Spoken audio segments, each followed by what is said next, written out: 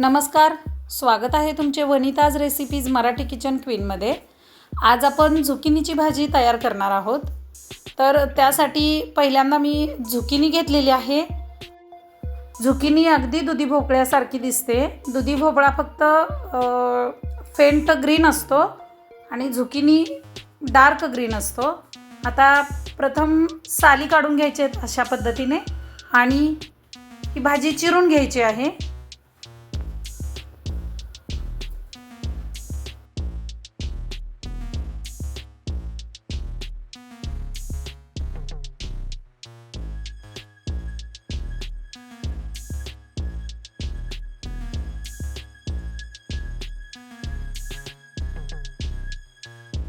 चिरल्यानंतर ही भाजी धुवून घेतलेली आहे बघा। आता याची फोडणी देऊया आपण। फोडणीसाठी मसाले सर्व तयार आहेत।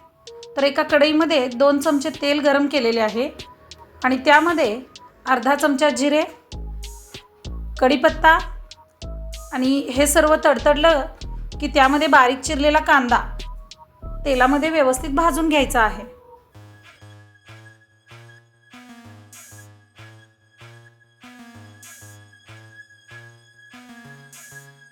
त्यानंतर अर्धा चमचा हळद घालायची आहे आणि हळदीमध्ये कांदा थोडासा परतल्यानंतर बारीक चिरलेलं टोमॅटो 1 ते 1.5 टोमॅटो चिरून घालायचा आहे। छोटे असतील तर 2 टोमॅटो देखील चालतील। हा सर्व मसाला अशा पद्धतीने भाजून झाल्यानंतर त्यामध्ये चवीप्रमाणे मीठ घालायचे आहे। आता इथे अर्धा चमचा मीठ घालत आहे मी, चमचा छोटाच आहे पहा। आणि मीठ घातल्यानंतर या मसाल्यांना पाणी सुटेल त्या पाण्यामध्ये देखील मसाले हे सर्व परतून घ्यायचे आहेत। ही झुकिनीची भाजी तुम्ही घरी असलेल्या साहित्यामध्येच बनवू शकता। यासाठी वेगळे असं काही साहित्य आणायची गरज नाही, अगदी सहज तयार होते पहा। आता हे मसाले भाजून झाल्यानंतर यामध्ये धनेपूड अर्धा चमचा, आपल्या आवडीनुसार जास्त आवडत असेल तर तुम्ही जास्त वापरू शकता। त्यानंतर गरम मसाला अर्धा चमचा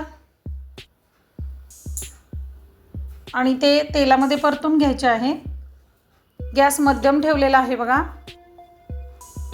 आता त्यामध्ये स्वच्छ धुतलेली झुकिनी व्यवस्थित परतून घ्यायची आहे।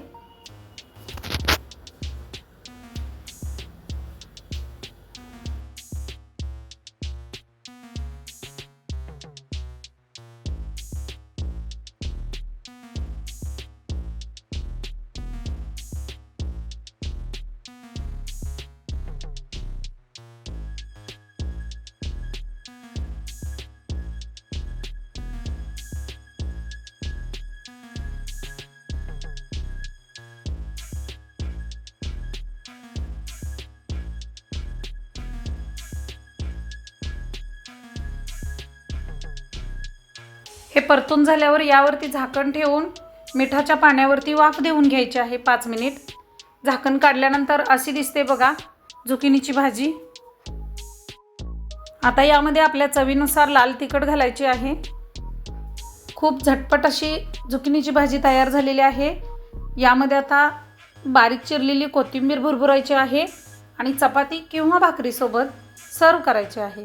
चला तर मग आपण नवीन रेसिपीसोबत पुन्हा भेटूया। तोपर्यंत पाहत रहा Vanita's recipes Marathi kitchen queen. Thank you.